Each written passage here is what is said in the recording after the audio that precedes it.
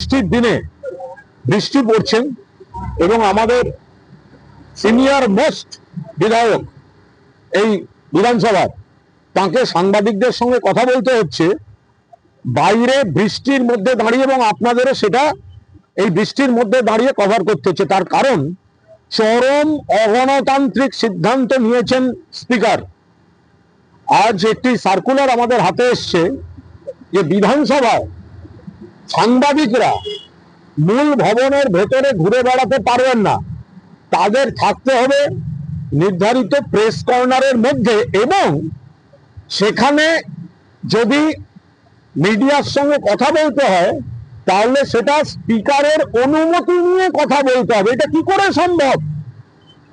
তৃণমূল কংগ্রেসের পরিষদীয় দলনেতা বা যারা আমরা বিরোধী পক্ষ, আচমকা যদি কোনো ঘটনা ঘটে বেরিয়ে এসে সংবাদ মাধ্যমকে জানানোটা একটা রীতি।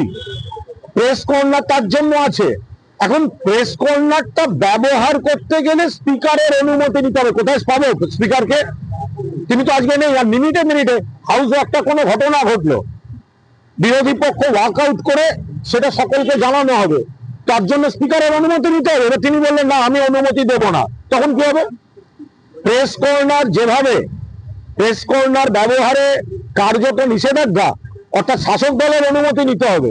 দুই, যে এখানে যারা সাংবাদিক আছেন, ক্যামেরাটা এতদিন পর্যন্ত সীমাবদ্ধ ছিল মূল ভবনের বাইরে প্রেস কর্নারে, কিন্তু যে কোনো সাংবাদিক তারা কিন্তু হাউসের গ্যালারিতে যেতে পারতেন, বা হাউস অধিবেশন না থাকলে যে কোনো জায়গায় যে কোনো খবর সংগ্রহ করতে, যে কোনো কারুর সঙ্গে কথা বলতে যেতে পারতেন।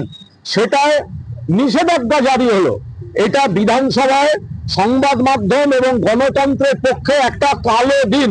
আমরা আশা করি যে এটা শুধুমাত্র বিরোধী পক্ষ এটা নিন্দা করবে তা নয়, সংবাদ মাধ্যম থেকেও এই কালা সার্কুলারের বিরোধিতা করা হবে। কারণ বিধানসভা বা পার্লামেন্ট বিলংস টু অপোজিশন, এবং সেই অপোজিশনটা মিডিয়া ছাড়া এই হাউসের ভেতরে অসম্পূর্ণ।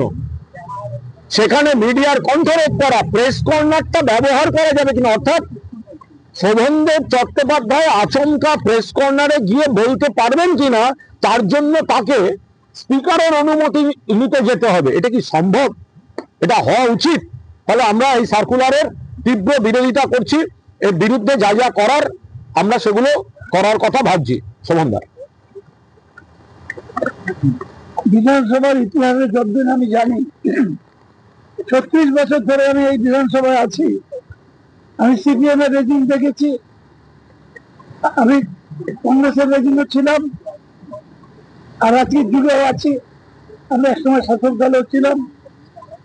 কিন্তু এই ধরনের সার্কুলার, এটা যে কতখানি অগণতান্ত্রিক এবং কতখানি স্বৈরাচারী মানসিকতা বহিঃপ্রকাশ আজকে বোঝা যাচ্ছে।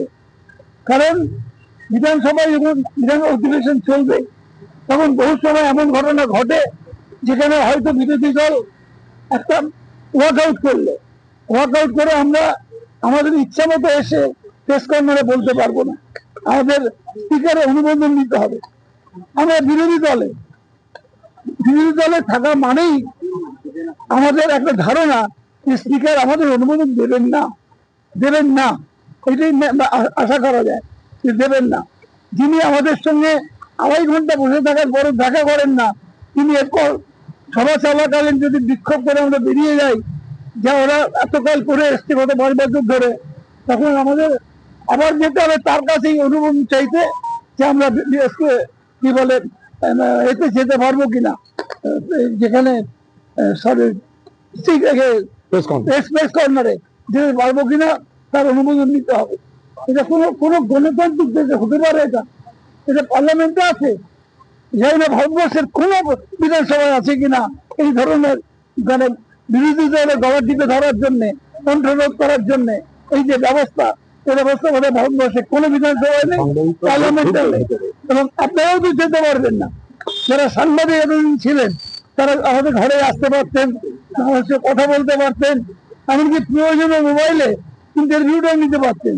সেগুলো সব বন্ধ হয়ে গেল, আপনারা পারবেন না। আমাদের বিশ্বাস কুমার যেটা বলেছে আপনাদের সামনে, আমি একমত তার সঙ্গে, যে এ ব্যাপারে আপনারাও আপনাদের স্বাধীন চিন্তাধারাটা প্রকাশ করুন যে এ ধরনের গণতন্ত্রের কণ্ঠরোধ করা যায় না।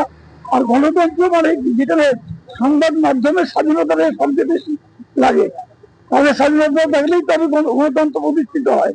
সেখানে যদি তাদের এই স্বাধীনতা না থাকে তাহলে তো গণতন্ত্রের কণ্ঠরোধ করা হচ্ছে। এবং তৃণমূল সরকার যখন ছিল, বিমান বন্দ্যোপাধ্যায় যখন স্পিকার ছিলেন, তার আগে হাসিম আব্দুল হালিম যখন স্পিকার ছিলেন সিপিএম এর, কখনো সাংবাদিকদের গতিবিধি ভেতরে কোনোদিন রোধ করা হয়নি। ক্যামেরার সংখ্যা আজকে বেড়ে যাওয়ায় তাদের জন্য একটা প্রেস কর্নার করে দেওয়া হয়েছে, কিন্তু সাংবাদিকরা ঘুরেছেন, তাদের ফোনে অনেক সময় ছবি করে নিয়েছেন ভেতরে, অনেক সময় তাদের ইন্টারভিউ সমস্ত ভেতরে করে নিয়েছেন, কিন্তু সাংবাদিক আগে ধরা যাক, হাউসে ধরা যাক এমন কোন একটা বিরোধীরা, এমন কোন একটা মুভমেন্ট, এমন কোন একটা আবেদন যেটা স্পিকার খারিজ করছেন, এবার তার বিষয়ে যদি বাইরে বলতে হয় তাহলে প্রেস কর্নার ব্যবহার করতে গেলে সেই স্পিকারের কাছে অনুমতি নিতে যেতে হবে যিনি সেটা খারিজ করেছেন। ফলে এর থেকে গণতন্ত্রের নামে প্রহসন, কালা সার্কুলার, এটা এখানে হতে পারে না।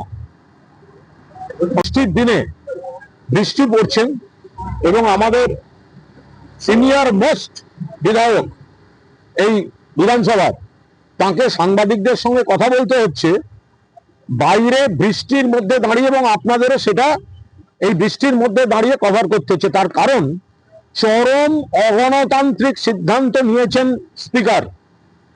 আজ একটি সার্কুলার আমাদের হাতে এসছে যে বিধানসভায় সাংবাদিকরা মূল ভবনের ভেতরে ঘুরে বেড়াতে পারবেন না, তাদের থাকতে হবে নির্ধারিত প্রেস কর্নারের মধ্যে, এবং সেখানে যদি মিডিয়ার সঙ্গে কথা বলতে হয় তাহলে সেটা স্পিকারের অনুমতি নিয়ে কথা বলতে হবে। এটা কি করে সম্ভব?